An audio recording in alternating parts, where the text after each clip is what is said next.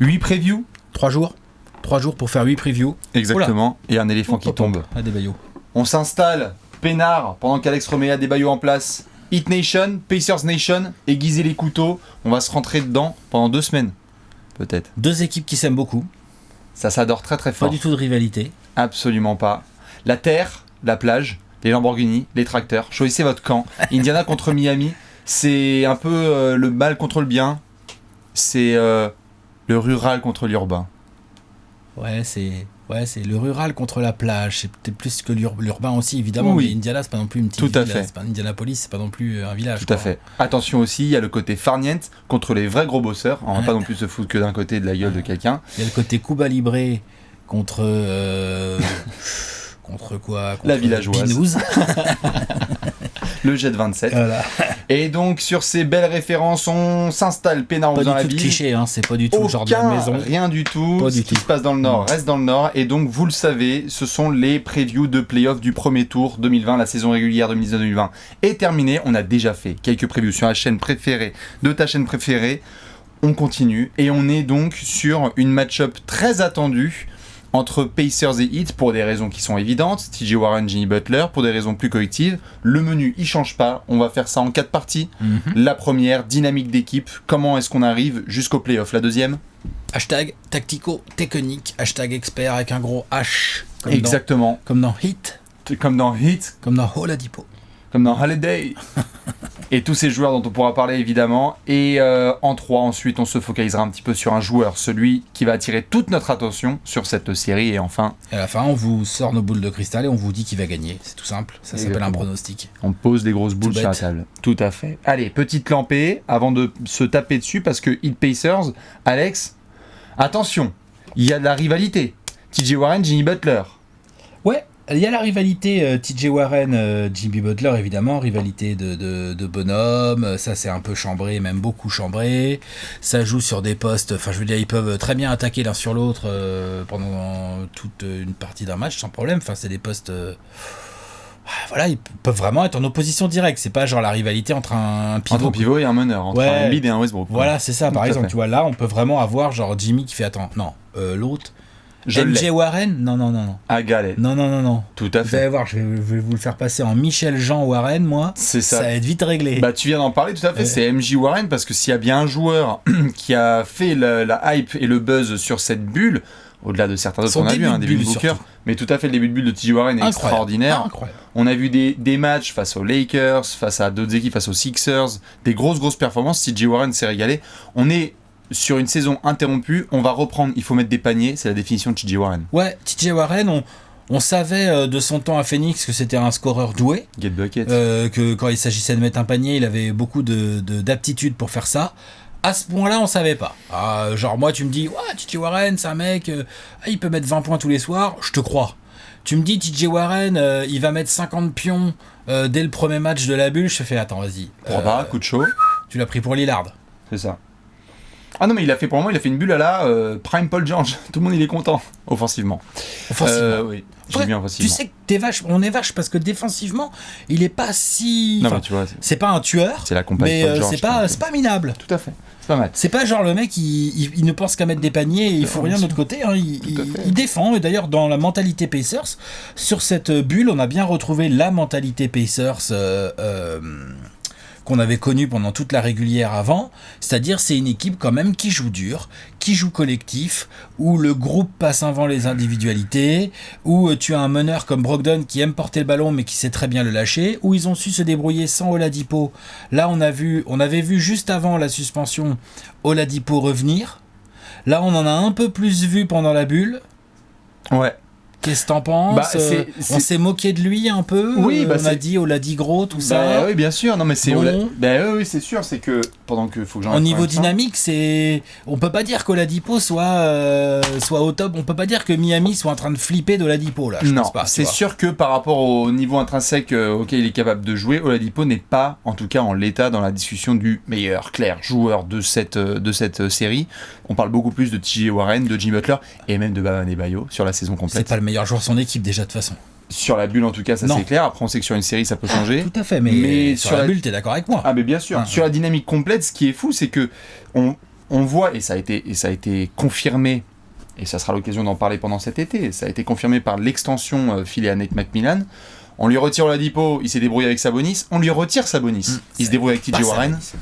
Et il n'y a pas Sabonis, donc la dynamique des Pacers, c'est impossible de la mentionner sans se dire, putain, quand même, ils perdent le mec qui a été la pièce centrale de leur saison régulière, et pourtant, ils s'en sortent. Ils ont beaucoup de gars, en fait, j'aime assez bien ce qu'ils ont réussi à faire dans certains matchs, à se débrouiller tout le temps pour qu'il y ait un Holiday, un McConnell, un Goga qui apporte. Il y a tout le temps quelqu'un qui apporte quelque chose. Je suis d'accord. C'est assez bien. On peut dire ce qu'on veut de McMillan. C'est assez typique des Pacers depuis déjà 2 saisons maintenant. McMillan. Ouais, non, on peut dire ce qu'on veut, mais ça joue. Son taf est tout à fait respecté. D'ailleurs, je crois que les Pacers l'ont prolongé. Oui, c'est ce que je disais là, c'est dans la suite de son extension. Ouais. Dans la suite de son extension, c'est ça que j'ai dit, autant pour moi. Bref, en tout cas, non, côté Pacers, on peut pas dire que la dynamique soit dingo d'un point de vue collectif parce qu'Oladipo, il y a encore du boulot. Par contre, il y a de très bonnes choses et c'est une équipe qui sait où elle en est et qui sait comment elle doit jouer. Ouais. Tu vois, genre, ils ont des certitudes, bien les sûr. Pacers. Brogdon a fait les finales de conf, Oladipo sait ce que c'est les playoffs, Turner aussi. Beaucoup de mecs ne vont pas flipper là en démarrant les playoffs en se disant genre wow, bon, après il y aura zéro ambiance, mais ils vont se dire bon voilà, c'est les playoffs, ça joue sérieux. Non, ils connaissent ces matchs-là. McConnell il connaît aussi, enfin c'est clair. Il y a un niveau d'XP qui fait qu'ils sont sereins. Après il y a le hit. Côté hit, il y a eu de tout. Ouais. C'est demi-teinte, c'est pas mauvais, mais c'est pas non plus flamboyant. Ouais. Après, il y a eu beaucoup de gestion d'effectifs. Il y a eu Butler qui a eu un petit souci au pied, je crois. Ça, c'est au pied, hein, je crois. Il y a eu Butler qui a été raté blessé, genre 3 matchs. Ouais, en tout cas, il a loupé du match. Il y a eu Kendrick Nunn qui a dû sortir de la bulle. Ouais. On a eu la réintégration de Dragic, parfois en sixième, et donc parfois évidemment en titu, vu que Nunn n'était pas là. Sur les 2 derniers matchs, genre contre le Thunder, Bam Adebayo, il doit jouer un quart d'heure, et le dernier match, il joue pas du tout. Ouais. Donc t'as aussi du load management, ce qui est assez logique, puisque le hit pouvait plus aller plus haut. Après que tu sois 4e ou 5e, de toute façon, là, vu qu'il n'y a pas l'avantage du terrain, bah, tu t'en fous complètement. Ton adversaire sera le même. Bien sûr. Donc ça change strictement rien pour toi. Donc pourquoi risquer des blessures ou quoi que ce soit. Donc il y a vraiment eu du load management de la part d'Eric Spoelstra à ce niveau-là. Et des bonnes performances pour autant. Hein. Et les jeunes se sont très bien comportés encore. Je veux dire, la bulle de Tyler Hero, c'est pas mal. Hein. Oui, bien sûr. Non, mais il y a eu des performances. Nous, on avait commenté le Heat Raptors qui est gagné par Toronto, mais Miami est dans le match. Ils ont été bons. Ils ont été bons et sur le match, ils sont vraiment là. Il y a eu du Heat Celtics, puis du Heat Bucks. Il y a eu Heat Celtics déjà où ils se sont vraiment bien démerdé quand même pour battre Boston, si je dis pas de bêtises. Et après, Milwaukee, ça mène fort une grosse partie de la rencontre. Ils ont bien battu Boston, hein, dis-moi. Quand même le hit. Attends. Oui. Quand même. Oui. C'est après contre Milwaukee qu'ils mènent de 20 points et derrière tu as le run phénoménal des Bucks. Ils mènent de 20 points et ils perdent de 15 genre. Voilà, tout à fait. Un truc dans ce genre là quoi. Mais dans le match, ils sont là. Donc le hit, il y a eu de la très belle perf, puis un peu de la contre-perf. C'est Denver qui joue au tout début. C'est qui on avait vu un match. Au tout début, en entrée de bulle, ils battent Denver. On a vu ça, on a vu le duel Jokic-Adebayo. Enfin, ils ont 3 victoires et 5 défaites, puisqu'ils ont perdu aussi contre Phoenix. Ils perdent Thunder et Indiana à la fin. Ils battent Indiana une fois. Genre une grosse branlée. Bah, c'est celle où notamment Jimmy dit let's go, on y va quoi. Ouais. Ils se sont retrouvés dès le début du match. Ouais. Donc le hit, oui. Ils sont là. Pas pareil qu'Indiana, mais dans le sens où c'est une équipe également, comme Indiana, c'est une équipe qui sait où elle en est, elle sait comment elle doit jouer, les jeunes connaissent leur rôle, il y a un leader quand même assez bien défini en Jimmy Butler, quand même. Bam Adebayo a connu une progression assez fulgurante cette saison où maintenant il est vraiment le patron de la défense, le patron de la raquette et tout. Dragic dans son rôle de 6e homme qui peut aussi intervenir en tant que starter. Enfin, ce sont 2 équipes qui se connaissent bien. Il n'y a pas de surprise de playoff. Non. Il n'y a pas de surprise. Miami, c'est ce que je dis là, c'est que Miami, tu leur dis, ils auraient même pu faire un set dans la bulle. Tu sais qu'avec cette équipe, demain c'est les playoffs, ils font genre, ok, bon ça suffit maintenant. Ils sont capables. Ils seront Riley ready, ils seront Spoelstra ready dès le game 1. Et c'est ce qui fait que les dynamiques, même si on les prend en compte, vu le niveau d'expérience qu'il y a et l'animosité qu'il y a entre ces 2 franchises, on fait un petit peu les compteurs à zéro et c'est parti pour, si possible, 5, 6, 7 matchs. C'est pas des dynamiques minables, donc ça va. C'est ça. Heat, Pacers, voilà pour les dynamiques. Évidemment, juste je pose la question avant de passer à la section suivante. Vous pouvez y répondre. Première embrouille sur le terrain, quel match, quel carton? Match 1. Match 1.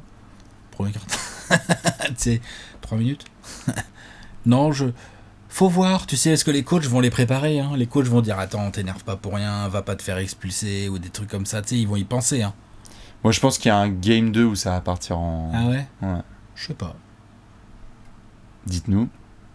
Over-under, il y a combien de bastons dans cette série? Je sais pas s'il y aura des bastons, évidemment, non, mais il y aura des fristouilles. Il y a trop de... Olynyk, McConnell... Il y a des cons. Non, mais il y a du... après, c'est pas contre McConnell, hein, mais c'est juste qu'il y a des mecs dans le il y a des sens... tags. Tête de con, quoi. Il y a des rôles. Le côté, voilà. Nous sommes d'accord. Ce qui ne nous empêche pas de passer à la section suivante. La deuxième, c'est évidemment le hashtag... Boom expert avec un H majuscule, c'est le point tactico-technique. Faites comme nous, faites semblant de vous y connaître en basket, lancez même une chaîne YouTube si vous avez la foi.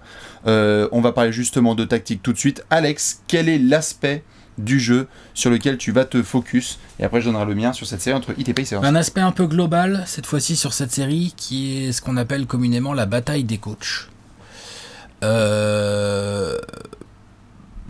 Parce que, comme on l'a dit là dans les dynamiques, les deux équipes savent où elles en sont. Les deux équipes ont des joueurs ont des hiérarchies assez claires. À part peut-être les Pacers où tu peux avoir une surprise Oladipo, et si Oladipo est vraiment trop dégueu, ou si Oladipo tout d'un coup se remet à jouer comme on l'a connu, ça peut te changer des choses, mais sinon tu sais où tu en es. Les Pacers n'auront pas Domantas Sabonis, ils le savent, donc ils se sont préparés pour ça. C'est pas genre il vient pas de se faire le genou là il y a 2 jours, tu vois, genre c'est pas une surprise. Donc ils ont eu le temps d'y réfléchir côté staff et côté joueurs, et de travailler de la vidéo, du hit et tout. Ce sont deux équipes qui se connaissent bien les forces et les faiblesses des deux côtés. Et il y a une multitude de petites batailles à l'intérieur de chaque match. Il y a la bataille entre Adebayo et Miles Turner. Comment tu la gères? Toi, tu as parlé de TJ Warren face à Jimmy Butler, évidemment. Mais t'as d'autres choses. Tu as la bataille du shooting aussi. Comment Spoelstra va utiliser ces jeunes shooters, parce que les bons shooters, après il y a quand même Jay Crowder aussi, mais les bons shooters du hit sont quand même des mecs assez jeunes, là, les Duncan Robinson, Tyler Hero et tout, qui vont découvrir un peu ce niveau. En face, Nate McMillan donc, gère sans Domantas Sabonis. Ça ne l'empêche pas d'avoir une triplette extérieure très intéressante avec Brogdon, Oladipo et TJ Warren. Donc du coup, je suis très curieux de voir, les 5 majeurs, c'est pas vraiment qu'une histoire de rotation. Il va y avoir les rotations, les utilisations de banc, les frangins Holiday d'un côté, Dragic, Iguodala, effectivement, Olynyk, t'en as parlé, de l'autre et tout, McConnell aussi côté Indiana. Comment ils vont être utilisés, quel rôle vont leur donner, ça peut vraiment faire basculer des matchs. Je veux dire, si Spoelstra, tu peux avoir des décisions fortes d'entrée où dès le match 2 Spoelstra il dit non, en fait Dragic il va être titulaire parce que Kendrick Nunn c'est juste impossible, tu vois, genre ça tient pas face à Brogdon, donc c'est pas possible, par exemple, tu vois, ce genre de décision. Je pense que c'est sur ce genre de décision que la série va pencher d'un côté ou de l'autre, ou je sais pas, Macmillan qui dit, tu sais quoi, en fait je vais jouer plus grand pour les emmerder, ou je vais jouer carrément plus petit parce que Miles Turner il y arrive pas du tout avec Adebayo, donc en fait je vais lui réduire ses minutes et je vais travailler autrement. Donc, en gros, je pense que comme les deux équipes se connaissent bien, comme à l'intérieur de chaque équipe, les joueurs connaissent très bien leur rôle, tu peux à tout moment demander à un joueur genre, ok, moi maintenant j'aurais besoin que tu fasses ça. Genre Goran, en fait tu vas être titulaire. Genre, je sais pas, là j'ai pas les exemples précis qui rentrent en tête, genre Olynyk, on parle de lui, est-ce qu'il va avoir un très gros temps de jeu ou est-ce qu'il va avoir un temps de jeu plus réduit que pendant la bulle? J'ai parlé de Miles Turner, mais par exemple, est-ce que Nate McMillan, si Oladipo n'est pas performant, est-ce que Nate McMillan a les baloches de jouer petit avec du Aaron Holiday à côté de Brogdon, par exemple, ou Justin, mais sur des longues minutes, sur des longs passages, tu vois, et ça peut être déterminant en fait. Je suis d'accord. Donc je pense que la bataille des coachs, on a 2 coachs, on a parlé en bien là de Macmillan, on a souvent parlé en bien de Spoelstra, faut pas 2 belles saisons de la part de ses coachs. Exactement. Donc maintenant ils sont à l'étape supérieure, ils sont à l'étape où à l'intérieur d'une série, tu dois faire des ajustements pendant les matchs et entre les matchs pour à chaque fois être meilleur et donc gagner la série. Donc je pense que vraiment ça je vais surveiller ça de très près, chaque temps mort je vais regarder, chaque rotation je vais être là genre ok, qu'est-ce qu'il fait, d'accord, ok, machin et tout ça. Ça peut très très vite. Comment il finit les matchs. Je suis bien d'accord. Tu vois, c'est quoi le 5 qui finit les matchs des Pacers idéalement pour toi? Brogdon, Oladipo, le 5 de départ, Warren. Quasi, moi j'aime bien Holiday, ce qu'il est capable d'apporter. Lequel Aaron? Oui, Aaron. Avec ses drives et puis avec ses drives, avec sa provocation et tout. Que t'es en fin d'horloge, t'as envie de pénétrer, c'est pas trop la cam de... Brogdon est capable, mais c'est plus un shooter. Je mettrais du... Oui, ils ont été capables de faire parfois des rotations avec des Warren, Holiday. J'ai bien aimé ce qu'ils ont été capables de faire en foutant Warren en 4, justement, et faire leur traction Warren, Holiday, Brogdon, Oladipo. Et après en pivot, tu te démerdes. Miles Turner. Oui, voilà. S'il y a besoin d'avoir un Goga au cas où, mais je ferais plutôt ça. Je sais pas si tu... Non, mais tout à fait. Après, tu peux te poser la même question pour le Heat. Ouais. Ou est-ce qu'il finit les matchs avec Dragic, Butler? Est-ce que c'est Hero qui est sur le match, qui finit les matchs? Ou est-ce que c'est Duncan Robinson? Ou est-ce que c'est les deux? Tout à fait. Non, c'est sûr. T'as pas mal de questions à te poser. T'as pas de solution miracle. Ça va être de l'adaptation à chaque fois. Donc non, grosse bataille en perspective. Je suis bien d'accord, les coachs Spoelstra et McMillan à surveiller de très très près. Personnellement, sur ce genre de série, quand on est en play-off, parfois ça peut arriver d'être dans une série où tu sens qu'il n'y a pas véritablement intrinsèquement un top 10, top 15 joueur de la NBA actuelle. Il y a des très bons joueurs. Hein. Entre Butler, Adebayo d'un côté, Oladipo, Warren et d'autres, il y a du talent, il n'y a pas de souci. Mais on n'a pas de superstar. Butler, c'est pas une superstar pour toi? Butler est une vraie bonne star. Est-ce que je le mets dans la discussion avec LeBron, AD, Giannis, Harden? Et Kawhi? Non. D'accord. C'est le Tyler Bay, etc. Et donc en fait sur cette série, ce que je vais surveiller, ce sont les duos. Quel est le duo principal qui va sortir de cette série? Tu venais de parler d'Oladipo. C'est qui en fait quel est le duo Oladipo-Warren qui va se ramener dans cette série? Du côté d'Indiana, j'adore Holiday, j'adore Brogdon, j'adore Miles Turner. En fait, je suis Spoelstra, je fais genre, vu que tu parlais de ces rotations-là, je me dis, ok, à voir comment on va faire avec nos pitbulls extérieurs. Mais je veux bien voir comment Warren réagit à du André Iguodala, à du Jay Crowder et à du Jimmy Butler. Comment est-ce qu'il réagit? Et donc du coup, comment est-ce que Oladipo s'ajuste pour essayer de faire la production peut-être que Indiana va pouvoir manquer parce qu'il va peut-être pas être à 35 points de moyenne. Tu vois, sur Butler, qui défend Butler? Qui défend sur Butler? Est-ce que c'est l'un ou c'est l'autre? En fait, là, tu as un très beau duo avec Butler et Adebayo qui a fait une excellente saison, entouré de plein de petites pièces, mais qui va devoir montrer vraiment que tu peux aller loin, parce que c'est pas comme si il y avait Indiana manque de production en sortie de banc et Miami manque de production en sortie de banc. C'est assez équilibré, ils sont capables les bancs de se rendre coup pour coup, et donc comment est-ce que les titulaires, les grands garçons font la différence? Parfois ce sera en dehors de cette match-up là, parfois ce sera un Dragic qui va faire un match de fou, parfois c'est un Brogdon, mais donc quand tu sors de cette série et que tu es un vainqueur, je ne crois pas que ce sera l'équipe où il y a eu 4 fois le meilleur collectif qui a joué. Il y aura forcément un moment où une star ou un duo de stars va s'imposer et va faire ce qu'il faut. Dans le money time, dans les grandes décisions. En l'état actuel, t'as Jimmy qui est tout en haut de la pile, je pense, on peut le dire. Avec, si on parle uniquement de la bulle, Warren en dessous, puis Adebayo, puis Oladipo. Intrinsèquement, en pur talent et en capacité 2, tu peux mettre Oladipo qui regarde droit dans les yeux Butler, et avec TJ Warren qui joue mieux que Adebayo ou inversement. Ce que je veux dire par là, c'est que si Oladipo se réveille, tu te retrouves avec des Pacers qui sont beaucoup plus dangereux que ce qui était prévu, ou alors ça va totalement dans l'autre sens, c'est-à-dire à pétard, on avait compté sur le duo Warren-Oladipo, mais le Heat, malin comme ils sont avec le scouting qu'ils ont, vont vouloir mettre leur plus gros pitbull extérieur en défense sur eux, et donc ça peut diminuer leur production, sachant que de l'autre côté, Miami, c'est pas non plus... Ils ont montré des belles choses en attaque, mais c'est pas non plus une foudre de guerre en attaque. Non, c'est collectif, faut que le ballon tourne. Donc, s'il y a des matchs serrés, quelles sont les stars qui posent leur couille en fait sur la table? Et quelles sont ces stars dans ce contexte-là, Warren, Butler, où ça se rentre dedans, qui va vraiment montrer qu'en fait en play-off, c'est le star system qui prédomine, quoi. Je surveillerai ça de très très près, très très fort. La bataille des coachs, la bataille des duos et des superstars. Dites-nous, ou plutôt des stars, dites-nous ce que vous pensez en tout cas de ce point tactico-technique. On enchaîne avec le joueur à suivre. Alors là, c'est très très simple. Il y a 2 effectifs, il y a plein de joueurs à surveiller. Évidemment, il y a des stars, comme on vient d'en parler, qu'on va regarder de très très près. Mais Alex, est-ce qu'il y en a un en plus que tu as surveillé? Ouais, Dragic. Monsieur Gourou. Dragic, ouais. Très bonne saison. Un des meilleurs 6e hommes de cette saison. Bien sûr. Par son expérience, par sa capacité à driver, avec son bon handle, sa capacité à aller chercher des fautes, à scorer, à distribuer le jeu. Enfin, il sait faire beaucoup de choses. En défense, il n'est pas ouf. Mais en attaque, il peut vraiment être déterminant. Ouais, pour le coup, je le mets vraiment en facteur X. Franchement, les soirs où Dragic va mettre 18 ou 20 points, tu sais que pour les Pacers, c'est quand même une très très mauvaise nouvelle. Ouais, bien sûr. Très très très mauvaise nouvelle. Brogdon défend bien. On peut mettre d'autres gens, on peut mettre Oladipo dessus, on peut mettre Justin Holiday. Enfin, ils ont des mecs à essayer. Sauf que Dragic, c'est quand même ce genre de joueur avec des drives un peu bizarres, un peu chaloupés, là, sa papade gauche. Il est capable de scorer un peu Quand il est chaud, quoi. Il a le talent, il a l'expérience pour être déterminant et être, pour moi, Dragic Factor X de la série, quoi. C'est-à-dire que si Dragic commence à faire plusieurs gros matchs, ça va souvent être des victoires du 8 en fait, ces matchs-là. Ouais. Donc c'est le joueur, en tout cas côté hit, ça c'est sûr, c'est le joueur dont je vais vraiment suivre le rôle. Est-ce qu'il va être titulaire, est-ce qu'il va sortir du banc, et quand il est sur le terrain, qu'est-ce qu'il fait, comment il impacte le jeu.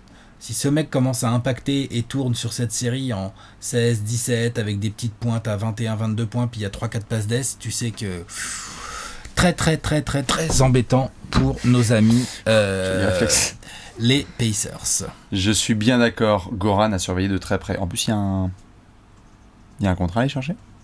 Et il y a un contrat à aller chercher. Et puis c'est son dernier, il a quel âge maintenant ? Il a 31, un truc comme ça. Ça dépend des mois. Parfois il a 28 ans, parfois il a 37. C'est ça, exactement. Donc non, Factor X clair. Il a une gueule de Factor X. Tout à fait. À surveiller évidemment la réintégration de Kendrick Nunn, ça a chamboulé un petit peu les rotations du Heat.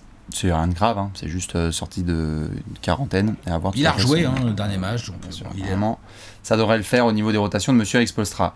Eh bien, évidemment, comme ça a été le cas sur certaines previews par le passé, je vais toujours garder mon œil sur Monsieur Miles Turner, du côté des Pacers, aussi, dont on a beaucoup parlé, dont on a beaucoup attendu, qui a parfois été célébré pour sa protection d'arceau et sa défense, ou son spacing, qui a parfois été pointé du doigt parce que je peux lui piquer des rebonds. Parce qu'on peut piquer des rebonds et parce que aussi il y avait une saison là qui globalement il a souffert en premier le nouveau rôle de Sabonis, et donc la plupart de ses statistiques individuelles ont chuté.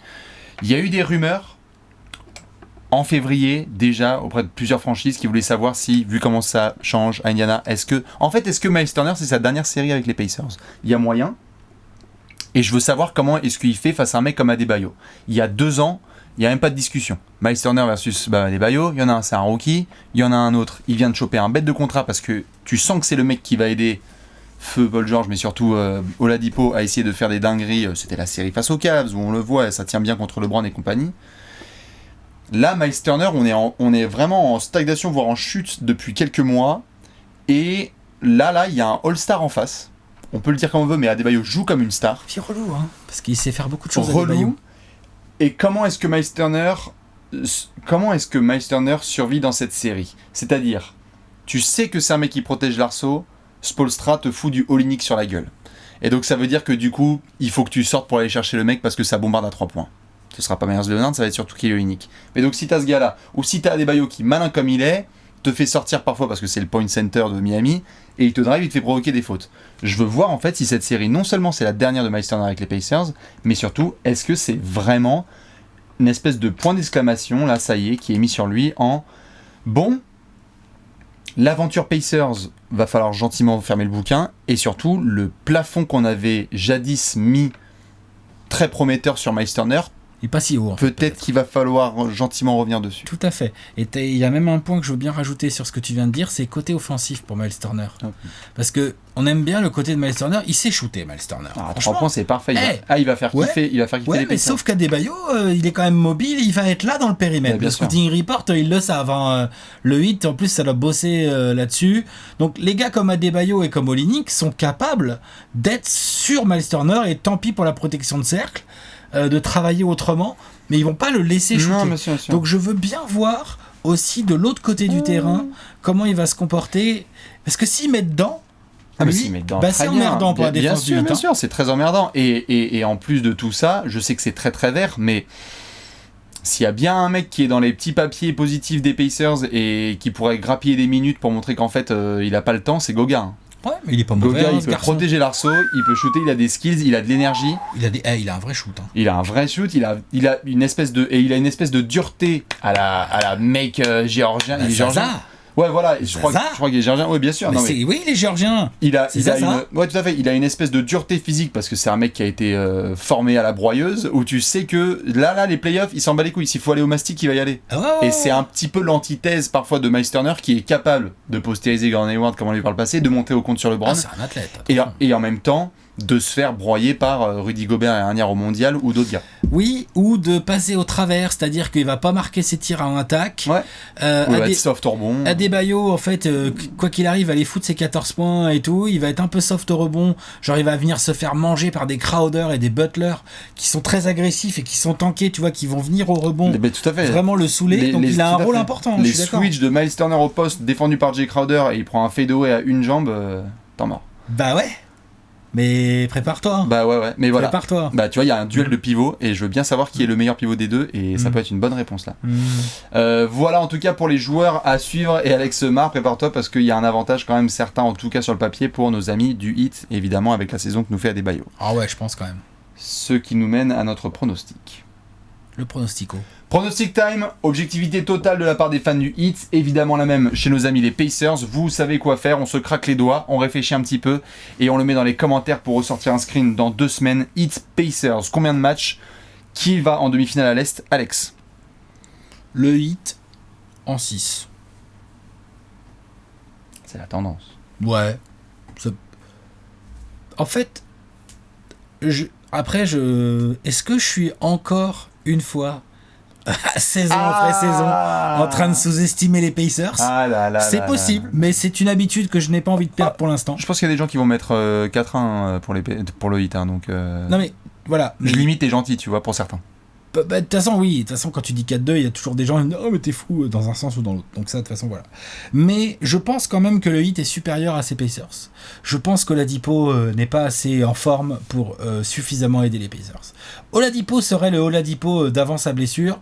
C'est une autre chanson avec ce Warren-là et Brogdon, tu vois. C'est vraiment une autre chanson. Mais là, Oladipo, franchement, je serais même pas surpris qu'ils mettent Duncan Robinson sur lui. Hein. Je te jure. Je serais même pas surpris. Hein. Et que Butler. J'aime bien Duncan Robinson. Et que Butler, il s'occupe fort d'un Brogdon aussi de temps en temps. Tu vois, qui va peut-être être plus dangereux avec Nunn, avec Dragic et tout. Et que, effectivement, les Crowder, les Iguodala soient sur du Warren. Mais je pense que limite Oladipo, sauf si Oladipo commence à chauffer, où là, le Heat sera obligé de s'adapter. Mais ça fait combien de temps qu'on l'a pas vu chauffer, Oladipo, là? Là, depuis qu'il est revenu, il a pas encore chauffé. Moi, je trouve qu'athlétiquement, le premier pas, c'est plus ça. Il n'y arrive pas. Là, il a quelques kilos en trop et il manque de rythme, de jeu et tout. Donc ça, c'est vraiment un gros point noir pour moi pour les Pacers. Ensuite, tu as parlé de la match-up des pivots. Je suis complètement d'accord avec toi. Je pense qu'Adebayo est plus fort. Ensuite, il y a l'absence de Domantas Sabonis quand même. C'est pas rien. Donc tous ces éléments-là mis bout à bout, avec le fait que le Heat est capable tout à fait de pratiquer un excellent basket des deux côtés du terrain, me font mettre le Heat vainqueur. Voilà, je mets en 6 parce que je pense pas non plus que le Heat a montré aussi des trous d'air. Les Pacers sont pas du genre à lâcher. Je les vois pas se faire défoncer, tu vois. Les Pacers. Mais je les vois pas gagner. Donc je mets le Heat, 4-2. La raison dit 4-2 pour le Heat. Ouais, toi aussi. La raison dit 4-2 quand même pour le Heat. Le cœur me dit clairement que je veux un Game 7 entre Jimmy Butler et TJ Warren. Gourmand. Toujours. C'est gourmand ça. Toujours gourmand. La gourmandise est un très très joli défaut. Et donc, tu sais quoi, la vie est une fête. De toute façon, les pronostics, c'est de la merde. Donc, on va mettre 4-3 pour le Heat. Je crois que t'allais dire 4-1 Pacers. Non, ouais, ça peut aller dans tous les sens, cette série. Non, je pense que oui. C'est le Heat, en tout cas, qui va passer en demi. Parce qu'ils ont cette capacité à vraiment le lockdown. Si là, Spoelstra prend un temps mort, il y a égal, il reste 1 minute à jouer. N'importe quel ajustement qui peut être fait stratégiquement, défensivement, et ils ont les pitbulls pour. Ils peuvent totalement anéantir les Pacers, ce qui n'est pas le cas dans le sens inverse. Ils ont Butler pour aller chercher les petits points. Ils ont Butler pour aller chercher les petits points. Ils ont des joueurs d'expérience entre Dragic et Butler pour aller scorer. Le Heat n'a pas le time. Jimmy s'est exprimé, certains l'ont vu sur les réseaux sociaux en mode vas-y, on peut gagner le titre cette année. Okay. Ouais, et c'est enflammé. Et c'est enflammé. C'est Jimmy, c'est pour ça qu'on l'adore, etc. Qu'il était parfois détesté et qu'on l'adore du coup à Miami. Mais je pense que les gars sont dans ce niveau de confiance-là à Miami, qui sentent qu'ils peuvent et ils doivent gagner cette série. Parce qu'il n'y a aucun scénario dans la tête du 8 où ils se disent genre, oh putain, on perd contre ces gars. Non, pas après tout le bullshit qu'on a sorti, etc. Donc, Miami va en demi. Et Et en effet, ça posera aussi des questions sur comment se passe la rééducation de Oladipo. Ça a été très compliqué pour lui. Il est revenu un peu tard. Après, il y a eu la coupure dans la saison. Ouais, non, il n'est pas aidé, faut reconnaître. C'est pas aidé, ça arrive. Et on a connu plus d'un joueur extraordinaire revenir ou parfois mal revenir. Touche du bois pour que Victor revienne, comme on l'a vu, extraordinaire il y a 2 ans.